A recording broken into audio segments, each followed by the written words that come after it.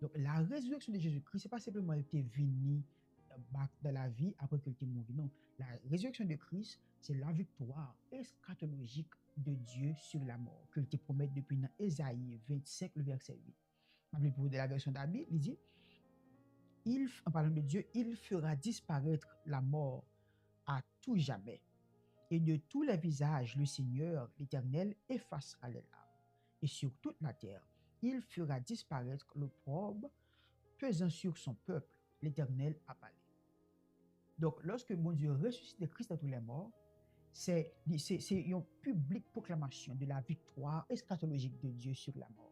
Donc, quel que soit le monde qui est uni à Christ au travers de la foi, ils ont bénéficié de victoire. Ça s'appelle Jésus-Christ, même aussi dit, sur cette pierre, je bâtirai mon église et que les portes du séjour des morts ne prévaudront pas contre. Ça veut dire, la mort n'a pas de pouvoir sur le bon Dieu. Bien que nous devons passer par la mort, mais la mort pour nous, même qui passent la foi nous en Christ, qui unit nous avec Christ, c'est pas une destruction, c'est une transition de la poussière à la gloire.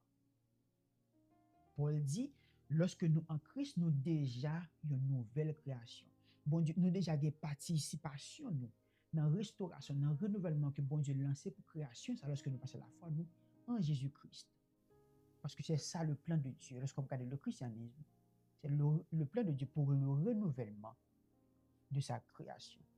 Et bien que pour le moment, on toujours, le péché est toujours là, la mort est toujours là pour restauration, pour complet, mais bien-le, lorsque Christ retourne pour la deuxième fois, ça que théologien relie la deuxième venue, lorsque le retourne, il est pour juger les rebelles, c'est là que tu refusé en prenant l'évangile, et puis il est pour justifier le peuple totalement, rédemption nous est pour complet, et il est pour restaurer le monde ça, et nous même peuple mondial qui pour nous vivre dans l'autre monde totalement restauré, pour que la présence de Dieu va venir demeurer parmi nous-mêmes les hommes, et nous pour nous vivre avec bon Dieu dans une harmonie qui est parfaite, éternellement, sans pas jamais gagner en fin.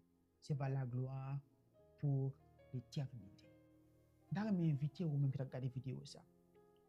Pour faire la paix avec Jésus-Christ, placer la foi en lui-même, pour unir avec le travers de la foi, pour qu'il y ait une participation, pas aussi dans la nouvelle création, ça, que le pour dire lorsque le retourne. Shalom.